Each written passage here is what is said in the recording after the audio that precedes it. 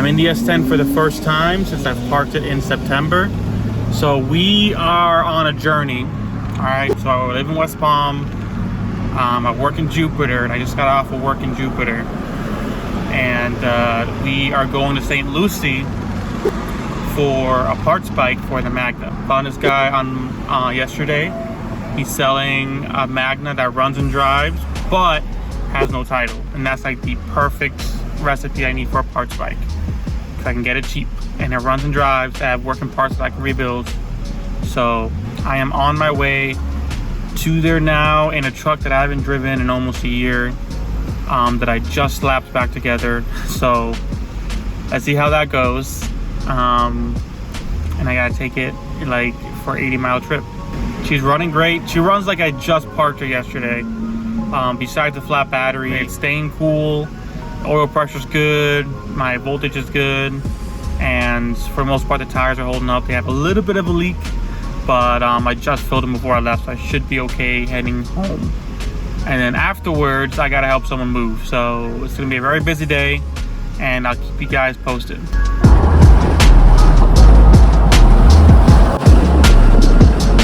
I don't know why, but for whatever reason now, after I've painted this truck, the cowl hood now wants to flop all around. And I've drove this truck for 2 years without those hood pins in the back of the hood. And all of a sudden now it wants to like flop around. So I'm a little nervous. Hopefully I don't, ruin a $1,000 hood, but shit.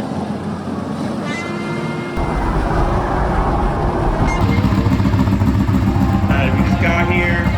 This thing. Welcome, dude.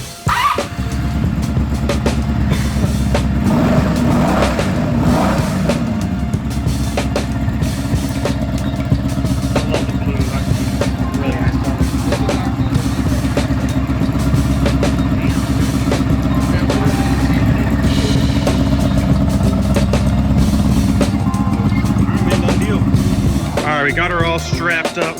She ain't going nowhere. You gotta do the thing, right? When you strap something up, you gotta do the thing, right? She ain't going nowhere, right? I just take the seat off for this strap. The seat is not really bolting on. It looks maybe a little damaged, but ain't nothing a little close we can't fix. And it came with a 3/4 oil. So that's dope. Let's go get her home, and then I gotta help a friend move a couch. On the side of the road. Already. Didn't even leave St. Lucie, baby. So, my hood wants to play Freebird and be all vertical and stuff. I don't know why. I've owned this truck for 2 years, and it's never gave me problems. I painted, replaced the fenders, and all of a sudden the hood wants to do that. It literally would never move before I painted the truck. Whatever, I'll figure it out later. Right now I got this strap here, I got this rag here so it won't scratch my brand new paint, and it should hold it on. Maybe it'll loosen up and crack my windshield, I don't know, but we'll see what happens. Time to get back on the road. Alright guys, so it's been a couple of days. I'm back at the shop. I want to show you kind of a full what I see with the bike. This is a parts bike. You saw her run and all that. There's a couple things wrong with it. First of all, it just has no front brakes. You've probably seen all the hoses and all that were just hanging up there. Luckily for me, I ended up buying a set of brakes. I actually have a box of spare parts of the parts that I took off my dad's bike, and I have a whole caliper set in here, whole front brake that I ordered off of eBay. This is back when I thought this wasn't going to be a big project. Here's my dad's bike. So this one, the more I dug into it, the more I realized I'm gonna need more and more and more parts, which is why I got the parts bike. So some of you who follow me on TikTok probably saw when I pulled the carb out. It wasn't a good situation. This cylinder right here was full of dirt. I had it vacuumed all out. And if any of those two valves were open during that, this motor's likely junk. And that sucks because this bike only has 3,700 miles on it. And I know that's not rolled over because this has been in the family since My dad bought it from the original owner back, I think he said it was 95 or something like that. So another reason why I really need to pull this motor. I went to go pull the spark plug and it came out in half. The threads of the spark plug are still in that hole. Here is that spark plug. When I went to go unscrew it, the thread just broke right clean off. So there was that. All the brakes were needed. All the clutch hydraulics were needed.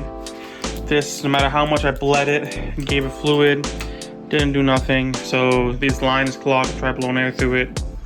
Did not want to do it. So this thing is needing pretty much everything. Like, this will make a very poor parts bike. But it was owned by my dad, it was owned by my brother. They both rode it for a bit. So I want to bring it back. I'd like to make this the bike that I pass on to another generation of my family, whether it be, you know, one of my kids or maybe a nephew, something like that. And if we can keep it in the family, keep it going, that'd be great. So you see the bad and the ugly with this bike. And miraculously, all the stuff that's good with this bike, like the really nice instrument cluster, these aren't really worn down very much. Luckily he kept it on the cover. The front turn signals are still solid. It's bad with this one. This turn signal's busted. This gauge clutcher is pretty worn down. These backs are good. On that bike, you can see the back turn signals are bad. The tank, the previous owner was telling me on this one, it was coated. So that usually means that at some point this bike's tank had rust in it. So they cleaned it out and they like to put a coating on it. I'm not sure how I feel about that. I know a lot of guys have really bad feelings about that. So if I find a good one online, I'll do it. Kind of like the blue. Blue is my favorite color. It's very nice. The seat is very nice.